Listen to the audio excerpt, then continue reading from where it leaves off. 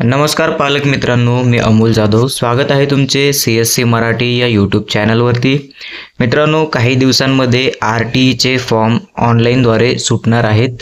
त्यावेळेस आपल्या मुलांचे फॉर्म भरण्यासाठी आपल्या मनामध्ये एक प्रश्न असतो की त्यांचं वयमर्यादा जी आहे ती किती असावी व आपल्याला कोणत्या वयापर्यंत RTEचा फॉर्म जो आहे तो भरता येतो.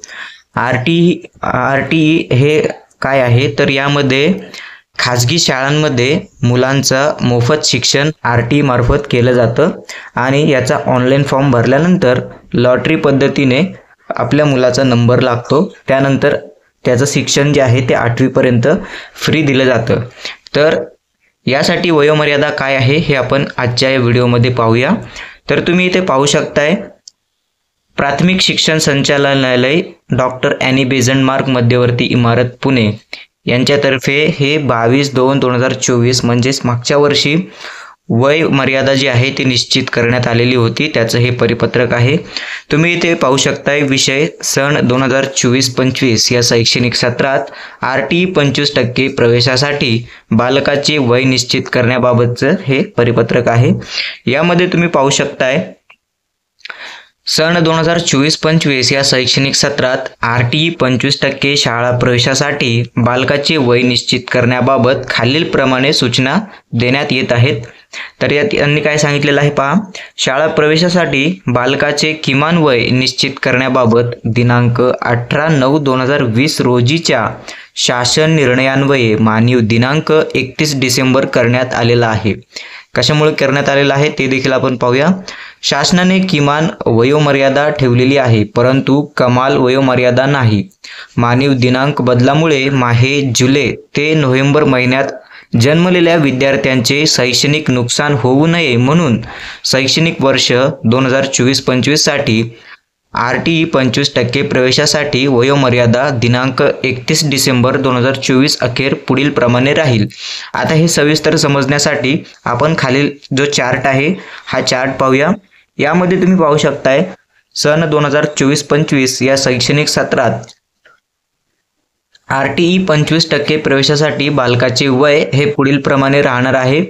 आता तुम्हाला प्रवेशाचा वर्ग यामध्ये पाहू शकताय तुम्ही. प्ले ग्रुप किंवा नर्सरीसाठी जर तुम्ही फॉर्म भरणार असाल तर वयोमर्यादा ही 1 जुलै 2020 ते 31 डिसेंबर 2021 यामध्ये दिनांक 31 डिसेंबर 2024 रोजीचे किमान वय 3 वर्ष हे असणं गरजेचं आहे.